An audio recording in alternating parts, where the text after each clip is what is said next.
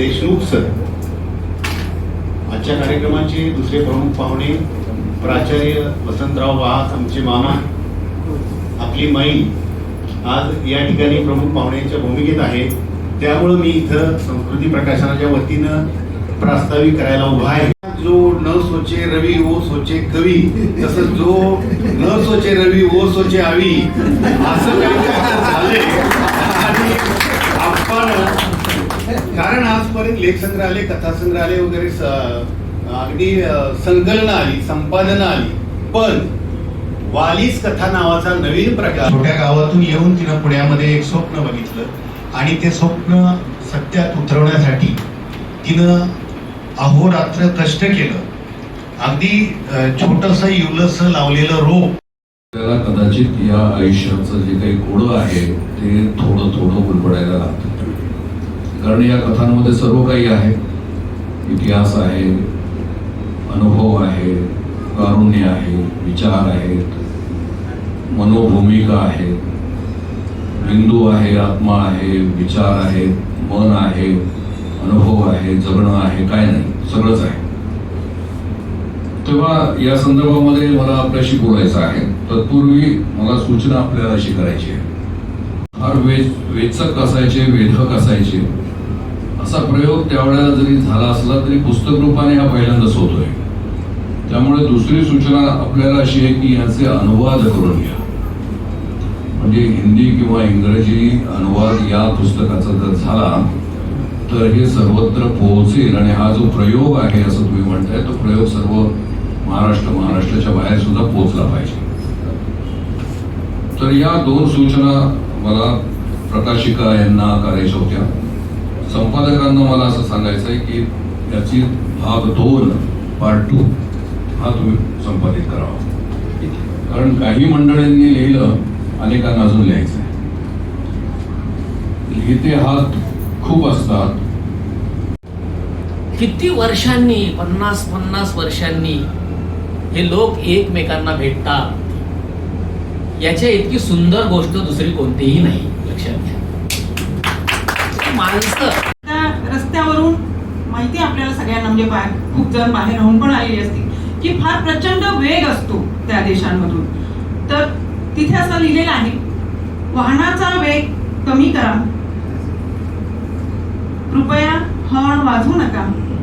पुढे, नोबेल पारितोषिक विजेत्या आमच्या लेखकाचं घर आहे, त्याची शांतता भंग करू नका. कदाचित तो दुसऱ्या नोबेल पारितोषिकाची तयारी करतो. म्हणजे हे ज्यावेळी आम्ही वाचतो त्यावेळी खरोखर आम्ही आमच्या लेखकाबद्दल असं बोलू शकतो का? म्हणजे आमच्याच भाषेतल्या एखाद्या, अर्थातच केवढा मराठी मोठे होणार आहे, पण वाचक वाढण्यासाठी सुद्धा त्या वाचकांना कुठेतरी लिहिण्यासाठी प्रवृत्त करावं लागेल. हे सगळे जे लिहिते हात आहेत, आपण सगळ्या पूर्ण जगातनं गोळा केले. त्या 2 कथा पाहायचे आहेत. इथे चतुर सर आहेत, ते त्यांनी अमेरिकेतनं कथा पाठवली. दुसरी आमची विद्यार्थिनी आहे, तिनं कॅनडा, ती 7 वर्ष झाली कॅनडात आहे, तिनं कॅनडातनं कथा पाठवली मोफत. म्हणजे ते मंदिरातर्फे चप्पल स्टँड आहे, पण तरी आपल्यासारखे काही लोक गेले की 1 रुपया 2 रुपये ठेवतात. असे त्यानं टोटल 10 लाख रुपये साठवले. थोडी रक्कम नाही. आणि साधारणपणे 15 वर्षापूर्वी हे 10 लाख त्यानं पूर्णपणे मंदिराला आणखीन एक छोटीशी घटना तुम्हाला सांगतो. आजचा कार्यक्रम अत्यंत महत्वाचा आणि रोमांचक आहे. अत्यंत रोमांचक. कसं ते सांगतो. 1980 मध्ये 1980 साली आम्ही सर्वजण 46 वर्षापूर्वी, 46 वर्षानंतर विभा, माझ्या वर्गातली मैत्रिणी तर बसलेली आहे, मी तर ओळखतही नाहीये. सर्वांचे चेहरे बदलले, सर्वांची शरीरयष्टी बदलली आहे.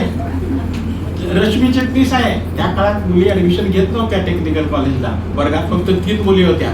तिन्ही इथं आहेत. 20 जणांची टोटल इंटेक कॅपॅसिटी आम्ही 20 जण होतो. मला आवडलं असतं सगळे 20 इथे येतील. आम्ही 70 इथे आहे. कित्येक जणांची तब्येत एवढी खालावली आहे, उभं राहता येत नाही. कित्येक जण या पृथ्वीवर नाहीत.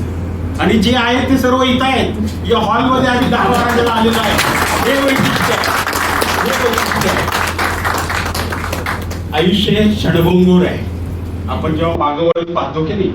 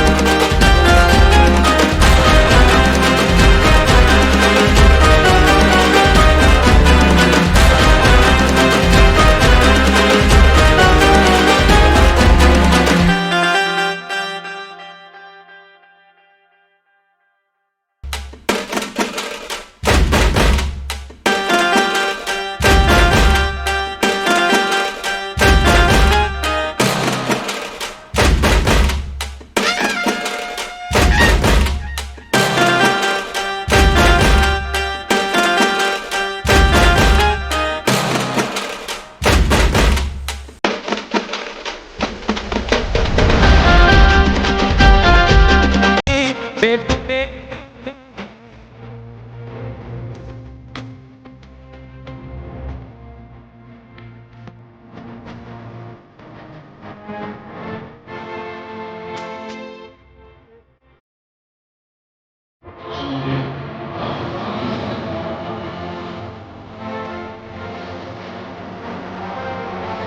I